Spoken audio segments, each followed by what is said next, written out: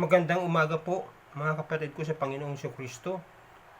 Ngayon po ay unang linggo po ng Hunyo. Maaring hindi pa po tayo magkasama-sama dahil GCQ pa, wala pa po yung modified. Siguro mga abutin po tayo ng unang linggo pa rin uli ng Hulyo para tayo po siguradong ligtas.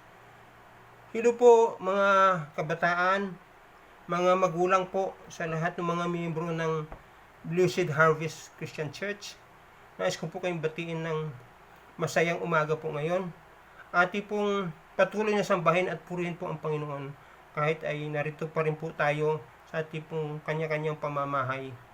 At salamat din po sa inyo pong patuloy na pasensya at panunood po dahil dito po sa record lang po tayo nagkakausap. At salamat din po na kayo po ay may oras po na manood po sa video ito. Kaya samahan po ninyo ako ng panalangin. Aming Panginoon, ikaw po ang dakila na aming pong patuloy na pupurihin, dakilain. Ikaw ang aming itataas, Panginoon, habang kami po ay nabubuhay. Ikaw po ay patuloy naming hingan ng aming pong mga hinahinanaing Panginoon. Ikaw po ang nakakabatid po sa mga lahat ng mangyayari o pangyayari sa bawat oras, Panginoon, o sa darating pa pong panahon. Kaya, O Diyos, naming dakila, ikaw ay aming pong hinihiling na patuloy niyo pong pagalingin yung mga misakit pa rin, Panginoon. Dalawin po rin niyo sila, Panginoon. Inyo na po sila pagalingin. At salamat po, Panginoon, na dito sa aming bansa ay marami na rin po ang gumagaling, Panginoon. At unti-unti na kahit sa ibang mga lugar ay nagkaroon na rin ng panibagong mga pasyente ng COVID-19, Panginoon. Ngunit salamat po at kami po iyo pong iniingatan, Panginoon, ang bawat isa sa amin. Kami po'y patuloy na mananambahan sa iyo, Panginoon, magpupuri sa iyo. Kaya, O Diyos, dalangin namin, Panginoon, ang bawat pamilya dito sa Santa Lucia, mga kabataan, dito sa Kathleen Place, mga magulang at mga kabataan, dito sa Balagtas, dito rin po sa Rainbow Homes 1, maging po dito po sa mga pamilya ng mga Del Rosario, Panginoon, Unaing, Panginoon, sina Camille, sina Maymay, Panginoon, at mga kabataan po diyan na nanonood ngayon, Panginoon. Amin pong dalangin, O Diyos, na sa umagang ito, kayo pong patuloy na magbigay sa bawat isa ng kalakasan at ang pagnanais na ikaw po ay pakinggan, Panginoon. Kaya po, amin pong dalangin, Panginoon, na inyo pong patuloy na bigyan kami ng proteksyon, maging po yung mga magulang na bumabalik na po sa trabaho, O Diyos. Patuloy niyo po silang ingatan, Panginoon. Maging po kung yung mga kabataan ay nagsimula na magpa-enroll, patuloy niyo po silang bigyan ng protection, Panginoon. At inyo po silang ingatan. Maraming salamat, Panginoon, at purihin kayo sa pangalan ng aming Panginoong Hesus. Amen. Mga kapatid, sa nagdaan pong mga linggo na sa ating pong panunood nito, ating pong natutunghayan mula doon sa aklat ng mga gawa. At nais ko po lang pagdiinan ang mga gawa dahil dito po ay nagsimula yung isang foundation. Nagsimula kung saan inihayag ng mga disipulo dahil inutos po sa kanila na ipamalita ang pagkabuhay muli ng Panginoong Hesus. Hanggang dumating po doon na inutusan sina Pablo, sina Pedro at iba pong mga disipulo. At nagsimula po doon nung sila po ay binigyan ng kapangyarihan sa pamamagitan ng banal na espiritu at bago sila humayo sa iba't ibang lugar. Kaya at itong napansin sa mga nagdaan po ng mga kabanata ng mga gawa hanggang po doon sa mga milagro pong nagawa nila. Doon po sa una, pangalawa na paglalakbay ni Pablo at di po doon nalalaman ang kanila pong layunin na iisa lamang po ang ihayag ang mabuting balita. Ano po yun? Yung pagkabuhay muli ng Panginoong Hesus. Doon sa ikatlong paglalakbay po niya dito sa kapitulo 16 hanggang 18 po, kung saan po sinasummarize ko lang po dito kung ano po din ang kanila pong ginagawa. Dito po patuloy pa rin po nilang inihahayag ang katotohanan doon sa mga Hintil at mga Hudyo. At dito po sa umagang ito, ang ating pong pagbabatayan ay yung mga nilalaman na kanila pong pinamamalitan noon, hindi lang po yung kaligtasan, hindi lang po yung pagsisisi at magkaroon po ng buhay na walang hanggan, yung mabuting balita, kundi po ating pong matutunghayan po dito yung sinasabi po natin, yun ano po ang tunay na pagsamba. Dahil dun sa gawa na isinulat ni Lucas dito po sa aklat ng Roma, tayo po'y diretso at pong tunghayan po doon sa Roma 12, 1 at 2. Dito po natin makikita yung inihayag ni Pablo sa Roma dahil sa kanila pong paglalakbay doon sa ikatlo pong pagmimisyon nila. Ang simula ng paglalakbay ni Pablo ay hindi po natin makikita dito sa kabubuan natin pong tinatalakay. Ngunit mapansin po natin na sa bandang talatang kabanata ng 22 ay naroon na po si Pablo sa Roma at doon na po siya tumitigil o doon sa huli pong kabanata ng aklat ng mga gawa. Kaya ang sunod po ng mga aklat ng mga gawa ay yung Roma, kung saan po ating pong pagbigyan diin po kung ano po yung ipinapahayag na maigi ni Pablo at nais po natin malaman kung ano po yun. Doon po sa Roma 12, 1 and 2, Romans 12, 1 and 2. Kung meron po tayong mga Biblia, basahin po natin ito ng sabay-sabay. Kaya nga, mga kapatid, alang-alang sa masaganang habag ng Diyos sa atin, ako'y nakikiusap sa inyo na ialay ninyo ang inyong sarili bilang isang handog na buhay, banal at kalugod-lugod sa Diyos. Ito ang karapat-dapat na pagsamba ninyo sa Diyos. Sa 2, huwag kayong makiayon sa takbo ng mundong ito. Sa halip, hayaan ninyong baguhin ng Diyos ang inyong pag-iisip upang maunawaan ninyo ang kanyang kalooban. Sa gayon, magagawa ninyo kung ano ang mabuti, kalugod-lugod at ganap na kalooban ng Diyos. Tayo po'y manalangin ng panandalian. Diyos naming mahabagin. Nais po namin hilingin sa iyo ang patnubay ng Banal Espiritu na inyo po kaming turuan at inyo pong buksan ang aming pong mga diwat isip, Panginoon, upang aming pong maunawaan kung ano po ang sinasabi ni Pablo dito sa Roma 12, 1 at 2, Panginoon. Kaya nga po, salamat po, Panginoon, sa iyo pong patuloy na pagsama sa amin. Sa pangalan ni Jesus, Amen. Dito po sa Roma nito, ang mga talatang ating nabasa po ay naglalaman po ng lahat ng elemento ng tunay na pagsamba. Yung verse 1 and 2. Kaya po, ating pong mapapansin yung una ay yung motibo natin sa pagsasamba. Ang masaganang habag ng Diyos. At ang kahabagan ng Diyos ay ang lahat ng mga bagay na ipinagkaloob niya sa atin na hindi natin karapat-dapat sana natanggapin. Dahil ang Diyos ay walang hanggang pag-ibig, walang hanggang biyaya, banal na espiritu na walang hanggang kagalakan.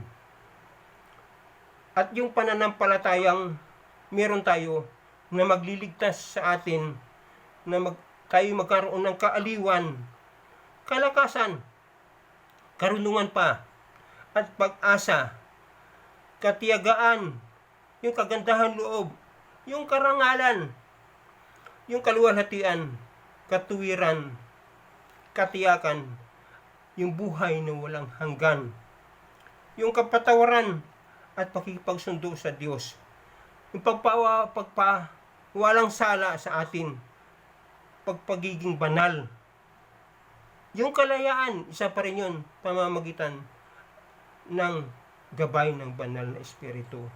At marami pa pong iba. Ngunit ang karunungan at pag-uunawa ng mga kahangang-hangang kaloob na ito ay nagtutulak sa atin upang mag-aabot sa atin ng mga papuri sa Diyos at pasasalamat sa Kanya. Sa ibang salita, ng ating pong pagsamba sa Kanya. Kaya nga po, ano yung tunay na pagsamba? Kaya mga kapatid, samahan po niyo ako.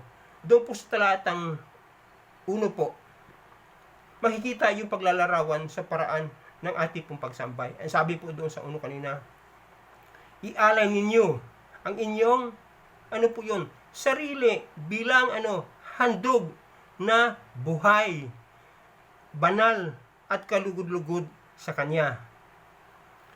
Yung salitang pag-aalay ng ating katawan bilang handog na buhay ay nangahulugan ng pagbibigay natin sa lahat-lahat sa ating buhay. Ang pagtukoy ng ating katawan ay nangahulugan na lahat ng sangkap ng ating pong katawan at ating buong pagkatao, yung ating puso at isip, mga kamay, ito po, pag-iisip, yung pag-ugali po natin na dapat na ihandog po natin doon sa Diyos. Kaya po mga kapatid, sa ibang salita, sabi na dapat nating ipaubaya sa Diyos ang pagkontrol sa lahat ng mga bagay na ito at ihandog ang lahat ng ito sa Kanya, sa Diyos, gaya ng isang literal na handog sa altar ng templo. Noong mga panahon ng mga Hudyo, nag-aalay po sila, may dala-dala po sila papunta doon sa templo at meron po silang mga inaalay na kung ano po yung mga dala-dala nila. Tayo po, ang ating pong inaalay ngayon, yung pong ating sarili, dala po yung ating pong pag-iisip, yung puso natin, yung buong tayo po yun, dinadala po natin sa tuy-tuy na tayo po nagsasamba sa Panginoon. Ngunit, mga kapatid, nais ko lang po itanong, ginagawa pa natin ngayon yan? Yun po ang karamihan po na nakikita po natin na parang pag nadoon na po tayo sa loob ng simbahan, totoo po yun. Wala namang question po doon. Nagpupuri tayo, nandoon po tayo na nakikinig. Ngunit, ating pong siguraduhin na ang laman po ng ating iniisip nakatuon po doon sa Diyos. Baka hindi rin natin maiwasan nag-iisip nga na ano kaya ang aking iluluto mamaya, ano na kaya ang aking mga pamilya doon, nandoon pa ba sila? Meron pa ba kaming uulam mamaya? O saan ako kukuha ng pambili mamaya? So, hindi na po tayo nakapagsamba ng tunay sa Panginoon. Kaya, ang tanong, paano? Muli, mga kapatid, malinaw na sinasabi po dito sa talatang 2, na sa pagpapanibago ng ating isip, renewing of our mind, sabi nga sa English po. Unang-una, nababago ang ating isip araw-araw sa pamamagitan ng paglilinis ng Diyos sa ating pong makamundong pag-iisip. Pagpapalit dito ang tunay na karunungan na nagmumula sa Diyos. Totoo po yun, hindi naman sinasabi natin na nakatulang parati yung sa mga bagay na dapat ating problemahin. Ngunit bibigyan po natin ng pagkakataon yung ating isip na nakatuon parati din sa Diyos dahil siya po ang maggagabay po sa unang minuto ng ating paggising sa umaga. Kasama po natin siya. Kaya nakatuon po ang ating pong pag-iisip sa Kanya at doon po mabagabayan po tayo ng banal na espiritu sa ating pong gagawin na buong araw. Tayo po Kanyang sinasamahan. Sinasamba natin siya sa pamamagitan ng ating pagbago ng ating pag-iisip. Nilinis niya ang ating isip, hindi yung ating emosyon. Kasi totoo po, tayo bilang tao, meron pa rin po din yung emosyon. Ano po yun? Madali ka na magalit, magtampo. Una, worry ka na. Lalo na ngayon sa panahong ito. Totoo po, dahil babalik ka na sa trabaho, iwala ka na masakyan yung mga tao, di ba? Yun po naging emotional yung iba, para bang sasabihin marami na nagrereklamo. Kaya dito po dahil ating po makikita na ang emosyon na isang kahangang bagay, ngunit maliban nito ay hinubog ang ating isipan ng Diyos at babad doon sa katotohanan. Maaari nitong maging mapaminsala at hindi kayang kontrolin ng ating pong pag-iisip na naging hysterical po tayo. Parang nababahala na po tayo. Lalo na po makikita po natin yung unang labas nung Monday, nung GCQ. Naku po, lahat na po lumalabas. Ngunit walang masakyan, marami po nakikita tayong hindi maganda. Kaya nga po mga kapatid, yun ang sinasabi pong emotion dito na dapat pangunahin po rin natin po ang ating pong paglapit sa Panginoon. Hindi po nawawala yun. Dahil pag yung hiniwalay, yung pag-iisip natin doon sa Diyos, yung pangunguna na ating pong sinasabing, Panginoon, yun po akong gabayan sa aking pong paglabas sa bahay nito. Pangunahan mo po ako. Yung decision na gagawin ko. Yun po, nakatuon po ang ating isipan sa gabay ng Banal na Espiritu kung ano po yung gagawin sa atin. Kung ano ang ating iniisip, susunod doon ang ating pong puso at maging ang ating emosyon. Kaya, mga kapatid, sinasabi po dito sa 1 Corinto 2:16 po. Basahin ko po. 1 Corinto 2:16. Sino ang nakakaalam ng pag-iisip ng Panginoon? Sino ang makapagpayo sa Kanya? Ngunit nasa atin ang pag-iisip ni Kristo. Yun nasa atin yung pag-iisip ni Kristo. Kung, sorry po, kung, sinasabi ko kanina, yung ating pong lahat na gagawin, hinihiling po natin na ang Panginoon ang magkukontrol sa atin, mangunguna sa atin. Nilalaman po ng ating isipan ay siya po mangunguna ng ating buhay. Wow! Napakagaling nun, narinig ba natin na nasa atin ang pag-iisip ni Kristo? Yun po ang totoo. Dahil, simple lang po, tinanggap natin ang Panginoon sa Kristo. Sinabi po natin na, Panginoon, ikaw po ang aking pong Diyos na magagabay. Ikaw po ang mananahan ng aking puso, isipan. Biruin mo yun. Di siyempre natin dito siya mananahan sa atin. Siya na magkukontrol sa atin. Kaya may isa lamang paraan upang baguhin ang ating isip at ito ay sa pamamagitan ng salita ng Diyos. Ito ang katotohanan na ang karunungan ng salita ng Diyos. Nang ibig sabihin ay ang karunungan at kahabagan ng Diyos ay babalik tayo doon kung saan tayo nagsimula. Una, ang pagkakaalam sa katotohanan. Pangalawa, paniniwala sa katotohanan. Pangatlo, paninindigan sa katotohanan. At pang-apat, pagmamahal sa katotohanan. Wala akong COVID nasamid lang po ako. Ito po ay normal na nagresulta sa isang tunay na espiritual na pagsamba. Mga kapatid, ang conviction ay sinusundan ng pagmamahal. Di ba? Na-convict na po tayo na ayoko nang gumawa ng masama. Gusto ko nang gumawa ng mabuti. Dito po, ang pagmamahal, yun ay pagtugon sa katotohanan, hindi sa panlabas na dahilan. Halimbawa, doon sa ating pong pag-worship, di ba? Pagpupuri. Dahil sa musika, tayo po'y masaya. Tayo po'y naglulundagan. Nagpupuri talaga tayo sa Panginoon. Sasamba tayo sa Kanya. Nag-aawit. Walang kinalaman po yung musika doon sa ating pong pagsamba. Ngunit mahalaga po yun. Dahil pinupuri natin ang Diyos sa pamamagitan ng pag-awit. Hindi tayo makalikha ng musika ng pagsamba lamang. Bagamat maaari itong lumikha ng emosyon. Di ba napapansin po natin? Talagang worship ko, talagang naroon po, talagang maiiyak ka, nandoon po, puspos ka na, Banal na Espiritu. Talagang feel na feel mo yung pagsamba ng Diyos. Na ang yung pag-awit ay kasama po doon. Ngunit maingat po tayo doon dahil nadadala na tayo doon sa emosyon. Kaya mga kapatid, ito po ay isang ekspresyon ng pagsamba din. Huwag tayong aasa sa musika upang magtulak sa atin sa pagsamba. ituring natin na ang musika ay bilang isang simpleng ekspresyon na itinutulak ng isang pusong nilulunod na makahabagan ng Diyos, masunurin ng kanyang mga utos.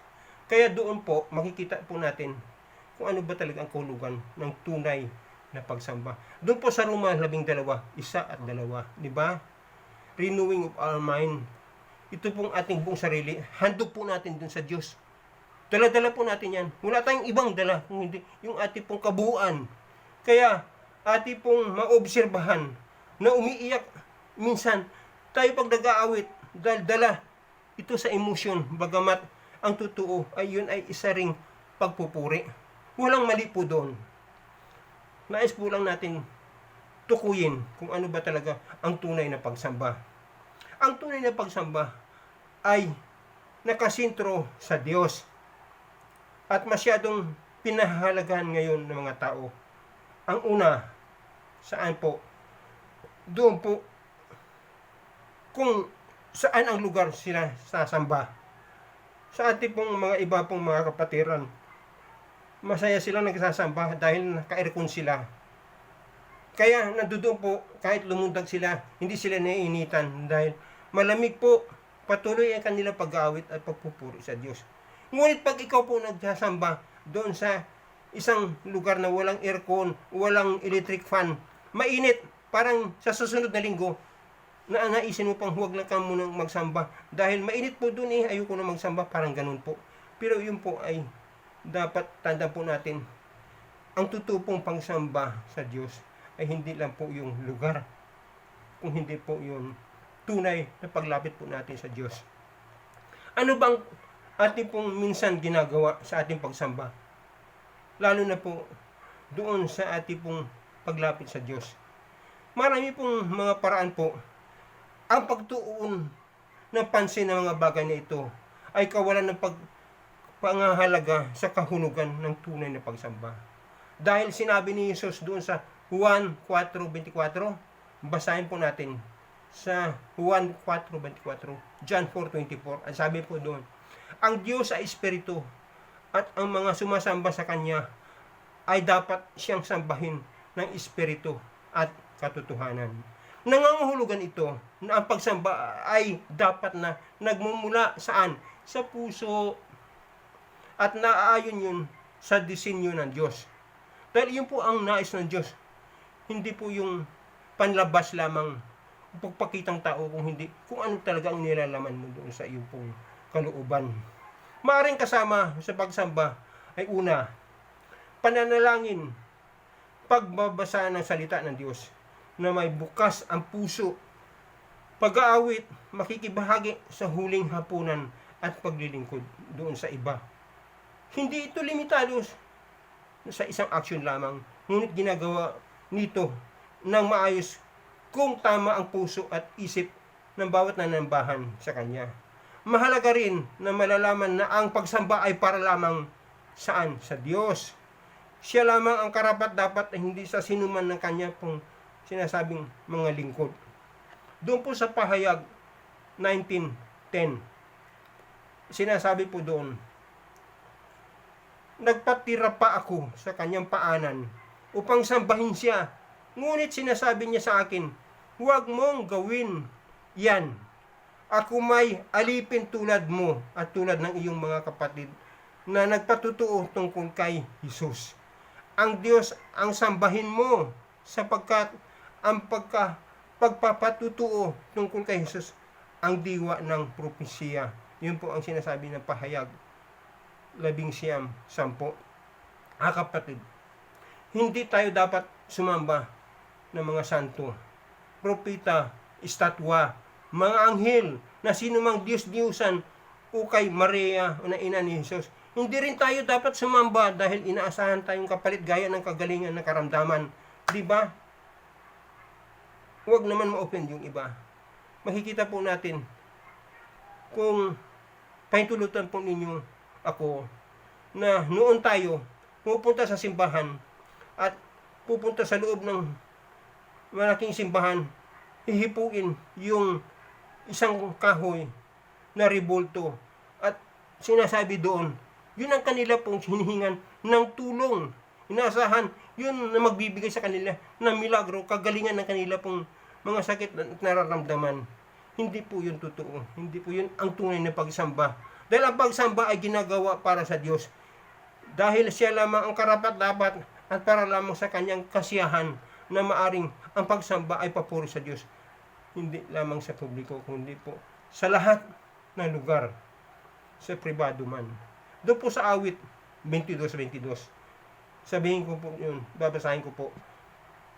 Mga ginagawa mo, ihahayag ko sa aking mga kababayan. Kasama ang isang kongregasyon. Tayo po isang kongregasyon na sama-sama po. Kung saan maaari nating ihahayag ang ating mong saluubin, damdamin sa pamamagitan ng una. Di ba tuwing Miyerkules? Kahit ngayon po, nananalain po tayo ng ating pong pasasalamat sa Diyos. Dahil ang kanyang ginagawa sa atin ay napakalaking bagay sa bawat isa sa atin. Yung ating pong mga hinihiling sa kanya, tinutugon. Ang tunay na pagsamba ay dinarama sa kalooban at inihahayag sa pamamagitan ng ating gawa. Mga kapatid, sa pangwakas at paalaala po, ang pagsamba bilang obligasyon ay hindi kalugod-lugod sa Diyos at walang kabuluhan. Nakita niya ang lahat ng pagpapaimbabaw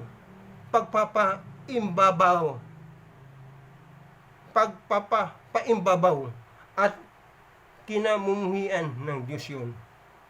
Panlabas lamang. Katulad ng isang icing, di ba? Yung cake. Yung icing, nilalagay doon sa cake. Hindi naman lamang po doon ang nagbibigay ng sarap po doon, kung hindi po yung nasa loob po, yung cake mismo, hindi po yung icing. Kasi puro asukal po yun. Hindi po ganun dapat. Dahil ang kinakain po natin, yung nadudoon po sa loob. Hindi po yung icing. Tayo po, hindi lang po yung sa panlabas. Dahil po, yun ay kinamumuhian po ng Diyos. Mga kapatid, ang tunay na pagsamba ay hindi lamang nakabase sa ginagawa natin sa loob ng iglesia o pagpupuri. Bagamat ang mga bagay nito ay mabuti at sinasabi ng Biblia na gawin natin ito, ang tunay na pagsamba ay ang pagkakilala sa Diyos. Ang tunay na pagsamba ay isa pong pagbigay sa Kanya ng papuri. Pagbigay sa Kanya ng kaluwalhatian. At sa lahat ng ating pong ginagawa, pinapasalamat po natin yun. Isa po yung paraan ng pagsasamba po sa Kanya. Ang pasasalamat. Ang pinakamataas na uri ng pagpupuri at pagsamba ay ang tapat na pagsunod sa Kanya at sa Kanyang salita. Mga kapatid, sa Gawa 17:23, napakaganda po nito dahil ito po'y paalaala po. Isa po ito sa mga sinulat ni Lucas po. Basahin ko po dito sa Gawa 17:23. Sinasabi po dito, sapagkat sa paglalakad ko sa lungsod at pagmamasid sa inyong mga sinasamba, nakikita ko ang isang dambana na may nakasulat, sa Diyos na hindi ninyo kilala. Ang Diyos na inyong sinasamba, kahit hindi ninyo nakilala, ay siya kung ipapahayag sa inyo. Upang magawa natin ito, kailangan nating makilala ang Diyos. Dahil hindi natin siya masasamba kung hindi natin siya nakikilala. Kaya mga kapatid, paalala po sa atin, paano po natin sasambahin ang Diyos kung hindi po talaga natin siya seryosong nakikilala? Ang sinasabi po dito sa Gawa 17:23, hindi ka basta makapagsamba ng Diyos kung hindi mo talaga siya kilala. Kaya ang ibig sabihin, may kaugnayan po tayo sa Diyos. Yung ating pong magsisisi sa Kanya, yung ating pong pagsabing, ikaw ba ang aking pong Diyos na mangunguna sa aking buhay? Kilala na natin po siya. Kilala kilala niya tayo simula pa lamang sa sinapupunan ng ating pong mga magulang. Kaya hindi po aksidente na tayo po ay narito nakikinig na Kanyang salita. Dahil isa tayo sa mga pinili po niya. Hindi ba tayo matutuwa niyan? Na dapat ating pong bayaran po ng totoo po at tunay na pagsamba sa Kanya. Kaya mga kapatid, ang pagsamba ay ang pagluwalhati at pagbubunyi sa Diyos upang makita ang ating katapatan at paghanga sa ating amang Diyos na dakila. Amen at amen. O aming Diyos na dakila, salamat po sa inyo pong patuloy na magbigay sa amin ng isa pong maganda pong ihimplo, isa pong magandang paliwanag na dapat ka namin kilalan din na mabuti para ikaw po ay amin pong masamba ng tunay. Dahil kung hindi ka po namin nakilala, hindi ka talaga namin masasamba, Panginoon. Kaya salamat po, O Diyos, dahil binago niyo po kami. Kayo po ang nagbigay po sa amin ng tunay na pagmamahal at pagkilala po sa inyo. Kaya kami po ay nakapagsamba sa iyo ng tunay. At salamat, Panginoon, sa iyo pong pahayag na kami po iyo pong tunay na kasama sa iyo pong kaharian. Sa pangalan ni Jesus. Amen. At dito po, magbibigay po ako ng benediksyon. Ang kapayapaan ng Diyos Ama, ang kanyang pag-ibig, pinakalo po niya sa atin mula po nung tayo po'y makipag-niig sa Kanya. Nung tayo po'y tumanggap ng Kanya pong salita, yung mabuti pong balita. At maging po ang habag at biyaya ng Panginoong Hesus. At maging din yung walang tigil ng pakikisama sa atin ng banal na Espiritu. Mula pa noon, ngayon, at magpakailanman. Amen. Amen. Amen.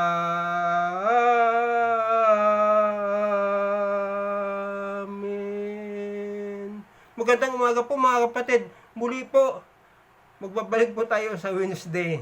Salamat po. Magandang umaga po.